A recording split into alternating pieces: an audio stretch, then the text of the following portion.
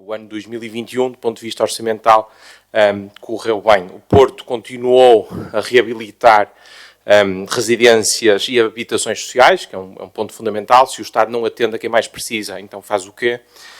O Porto também continuou a aumentar o seu nível de investimento próprio, executado pela autarquia, mas também muito importante a atrair investimento de operadores privados e investimento que é, aliás, grande parte dele, capaz de criar emprego qualificado. Isso é um ponto muito importante. Somos capazes de atrair, neste momento, empresas com um grau de elevada intensidade tecnológica e, portanto, cria emprego altamente qualificado no Porto. E escolheram o Porto para ter a sua sede, as suas operações, isso é bom. E também o Porto tem sido capaz de continuar e de aumentar substancialmente as verbas para apoios sociais, e isso também é de salutar. Portanto, a execução da despesa atingiu aqui máximos históricos. Alguns poderão achar que quase 80% é pouco, mas comparativamente com outros municípios é muitíssimo. Há aqui fatores estruturais que não têm que ver com o município do Porto, que explicam porque é que não é possível executar 100% da despesa. Ora, porque há uma dependência de fundos europeus ou transferências do Estado Central, ora por causa dessa obra kafkiana, que está pelo nome de Código dos Contratos Públicos. Não sei se é coincidência o CCP ter alguma ligação com o CCCP, mas a verdade é que torna qualquer processo de contratação pública num desafio homérico e, portanto, naturalmente, alguém que tenha atravessado por isso sabe a dificuldade que é lutar, degladiar-se com o Código dos Contratos Públicos e, portanto, isso explica porque é que não é possível executar toda a despesa. Ora, a receita também foi acima do orçamentado. O que é que significa? Significa que a Câmara foi prudente na estimativa da sua receita, portanto, poderia ter sobre-orçamentado e, dessa forma, poderia ter encontrado aqui um enquadramento orçamental que lhe daria mais margem, mas isso poderia não seria certamente prudente, porque se de facto depois a receita não se realizasse, correríamos o risco, e aliás já aconteceu noutros municípios, desde o centro do país ao sul, de depois estarmos em falência técnica, porque de facto não tínhamos a receita que esperávamos ter. Após a análise cuidada deste relatório, o PSD conclui que a política de redução de carga fiscal, com especial enfoque na redução da comparticipação do município no IRS, que promove e propôs nos últimos orçamentos, teria sido possível de contemplar em anos anteriores e não apenas em 2022, e que, como é do conhecimento de todos, resulta do acordo efetuado pelo PSD e pelo movimento aqui à Porto Rui Moreira. Sabemos que o futuro traz bastantes desafios, seja pelos efeitos económicos e sociais em consequência da invasão da Ucrânia, seja pelo aumento dos preços dos combustíveis ou da energia, pela crise que se vive nas cadeias logísticas ou ainda, em termos mais micro e nacionais, por uma descentralização feita em cima de joelho. Dadas todas estas incertezas, é importante que o Executivo priorize e continue a promover uma forte aposta na dinamização da economia, no aumento da atratividade da cidade para a instalação de novos negócios, na captação de investimento e na redução da carga fiscal aos portuenses, não esquecendo que são estes que, com os seus impostos, proporcionam parte dos meios financeiros para que a autarquia possa desenvolver a sua atividade. Gostaria de reter 3 asserções daquilo que eu referi, do texto do Sr. Presidente. Política orçamental contracíclica, primeira. Abdicar de receita própria sem descurar a necessidade de concretizar o investimento previsto, segunda frase. E terceira frase, aumentar a despesa com medidas de suporte social, económico e cultural.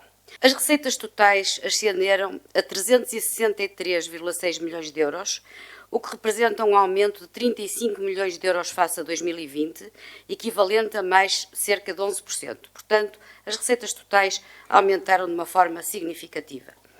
O aumento de 35 milhões de euros, que eu referi, desdobra-se num aumento de 19 milhões nas receitas correntes e de 17 milhões nas receitas de capital, face ao período homólogo. A nível, agora numa análise, numa ótica de execução orçamental, a receita cobrada excedeu em cerca de 6% a respectiva previsão, ou seja, este Executivo arrecadou mais 21 milhões de euros do que o previsto. Portanto, quer relativamente ao ano anterior, 2020, quer relativamente ao orçamento, os números reais foram bastante mais robustos.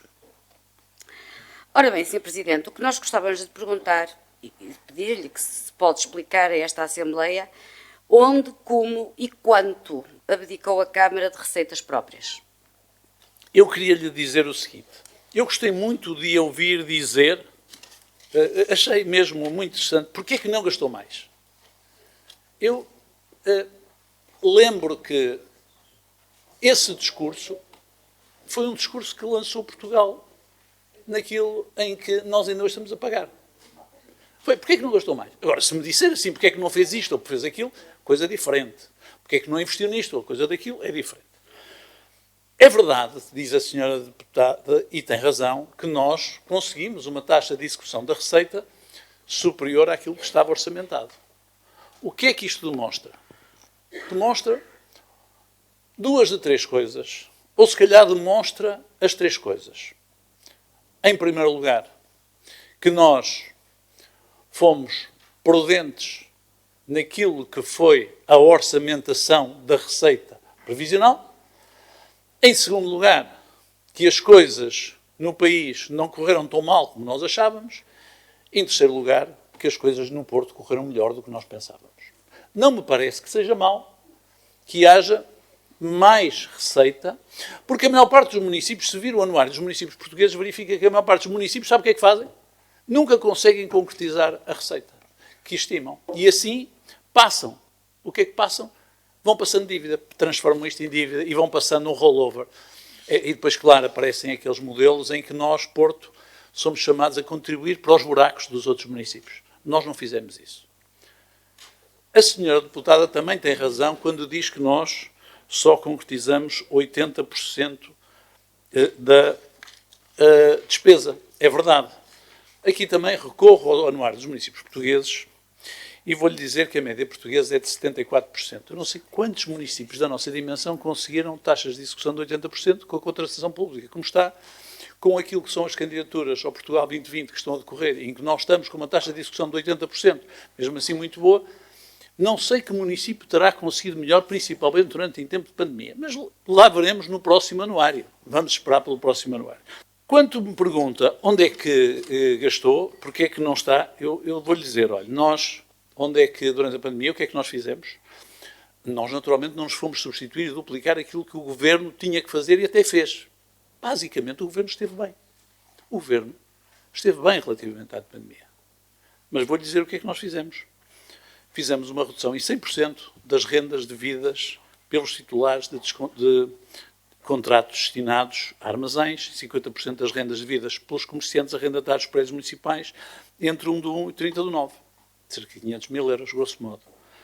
Isenção de taxas. Tudo isto são coisas em que a senhora participou no Executivo Municipal e não votou contra. Portanto, sabe. Pode não saber montante, mas eu digo-lhe. Isenção de taxas. Relativamente ao tecido económico, comercial, empresarial da cidade, relativamente à expropriação do espaço público, etc. 800 e tal mil euros. Isenção de pagamento de taxas pelos agentes do tecido económico, relativamente a painéis, anúncios luminosos, etc. 458 mil euros. Isenção de pagamento de taxas pela emissão dos licenciamentos municipais no âmbito de instalações e funcionamento dos equipamentos e versão restauração às associações representativas do setor no valor de cerca de 200 mil euros. Posso continuar? Eu fui eleito da primeira vez dizendo que não prometia nada. Fui eleito a segunda vez dizendo que não prometia nada. Fui eleito a terceira vez com uma barragem do Partido Socialista a dizer que o Governo ia dar tudo e mais alguma coisa. Isto demonstra, sabe como? Olha, porque quando a senhora me vem perguntar o que é que nós temos relativamente ao Portugal 2030, espero que saiba mais do que nós sabemos. Olha, eu não sei nada. É um grande ignoro.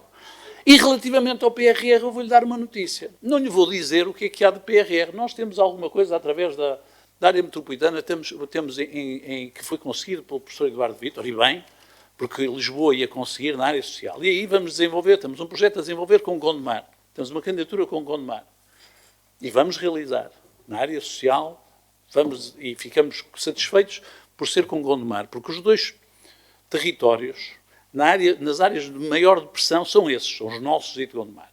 E aí sim na PRR. PRR para a cultura. 150 milhões de euros. No Porto, cerca de 48 equipamentos, dos quais, claro, 42 são em Lisboa, mas isso é normal. Mas dos 150 milhões de euros do PRR para a cultura, sabe quanto vem para a cidade do Porto? 1,1. 1,1. Mas nós até podíamos achar que era para o Coliseu. Podíamos, mas estamos enganados. É para o Museu Nacional Soares Reis, que era uma obrigação do Estado reabilitar. Mas é 1,1. Portanto, sobre o PRR, aquilo que os senhores prometeram em campanha eleitoral era mentira. E eu vejo um enorme silêncio do Partido Socialista. Portanto, não me pergunta a mim, eu é que pergunto à senhora deputada onde é que está o dinheiro para a cidade do Porto. Nós estamos hoje aqui a apreciar e a votar as contas do último mandato, do último ano do mandato anterior. E estas contas são um reflexo daquilo que o movimento de Rui Moreira tem feito ao longo dos últimos 8 anos. Incapaz de aproveitar as condições financeiras únicas de que o município alguma vez dispôs, mantém saldos orçamentais elevadíssimos e incompreensíveis, ao mesmo tempo que deixa arrastar investimentos fundamentais para a resolução de problemas crónicos da cidade e que seriam fundamentais para a melhoria da qualidade de vida da sua população. Portanto, ao nível da coesão e ação social, portanto, tendo em conta objetivos estratégicos que foram apresentados pelo próprio Executivo, também há uma taxa de execução, enfim, reduzida ou aquém daquilo que seria desejável, tendo em conta a área de que estamos a falar, na área da mobilidade, que é tão bandeira também do Executivo e do programa que foi levado a eleições. Não sei se o Sr. Presidente também vem aqui dizer que estamos outra vez a fazer a segunda volta tal. Acho que não é isso que eu estou a fazer, mas eventualmente... Pronto, tudo bem, vamos lá. Mas estava eu a dizer que a mobilidade, que é uma área tão cara ao Sr. Presidente e ao Executivo, também tem uma taxa de execução de 53,7%. Enfim, portanto, há aqui...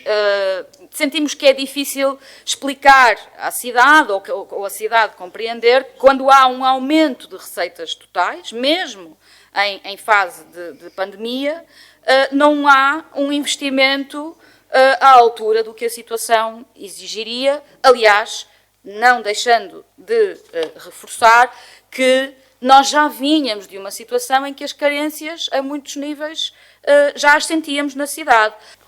Eu vou-lhe dar alguns números. Sobre a coesão e a ação social. Estamos a falar em execução orçamental por objetivos daquilo que falou. Em 2018, 22 milhões de euros. Em 2019, 27,9 milhões de euros. Em 2020, 27,6 milhões de euros. Em 2021, 31,3 milhões de euros. Ou seja, mais, sensivelmente, 50% em 2021 do que tinha sido em 2018, início de mandato. Quando nós olhamos para a mobilidade, o valor começou com 13 milhões no início do mandato, depois passou para 17,2 em 2019, 25,3 em 2020 e 30,7 em 2021, um aumento de 140%. Quando nós olhamos depois à economia e desenvolvimento social, começou com 3,3 milhões de euros, passou depois para 6,2 milhões de euros em 2019, para 11,3 em 2020 e 16,4, peço desculpa, 16,4 em 2021, um aumento de 375%. Na cultura, que é o outro eixo, estamos a falar daquilo que são os eixos estratégicos da nossa governação. E eu tenho que fazer a conta, de facto, aos 4 anos. Começou com 6,2, depois 11,8, depois 13,4 e depois 15,7. 164%. Portanto, eu diria o seguinte, concordo, de facto, com que se poderia ter feito mais. Discordo quando se diz que isso seria uma utopia. Aliás, muito do que aqui foi dito vai exatamente nesse sentido. Ou seja, não seria utópico. Tratou-se unicamente de uma questão, e é só isto se calhar que nos separa, de uma questão, de uma opção de visão estratégica que é diferente entre todos nós, não é? Portanto, o que significa que, de facto, não se tratando de uma utopia, podia-se ter feito mais. É uma questão unicamente de visão estratégica, o dinheiro existia, a capacidade de endividamento também existia, não se fez porque não se quis, e quem não quis, de facto, é que não tinha, digamos assim, a capacidade de decidir. Por isto tudo, e se calhar, no entendimento disto tudo, nós vamos abster. Ouvimos aqui um desfiar de ambições, de ideias. Eu, a dada altura, estava quase pasmado de não pedirem ao Sr. Presidente da Câmara e de não o terem criticado por não termos feito aqui um OVNI Porto just in case. Podia ser preciso a qualquer momento, podia vir aí alguma coisa extraterrestre e nós, como as contas são boas, como há dinheiro, por que não gastar dinheiro também nisso? Ouvimos a tradicional demagogia, de ir aos pequenos casos e dizer, olha, falta a luz na sua rua, há um buraco naquela rua, e há dinheiro, e há dinheiro, e há dinheiro. Pois, haveria este ano. Agora, há outra coisa que esta demagogia ignora, que é a gestão responsável. E, de repente, ouvir falar destas contas, ouvir falar desta apresentação de contas, as contas à moda do Porto, reparámos que para muitas forças políticas, para muitos interlocutores desta dinâmica, desta dialética democrática, isto é um exotismo. É uma coisa excêntrica. Boas contas, responsabilidade, cumprir, é algo que não fica bem. É melhor dever. É melhor gastar mais do que aquilo que se tem, é melhor hipotecar o futuro e é melhor gerir o dia pelo dia, independentemente das necessidades, porque se as necessidades estiverem razoavelmente satisfeitas, até se passa a gastar naquilo que é supérfluo. É a ideia que daqui se tira.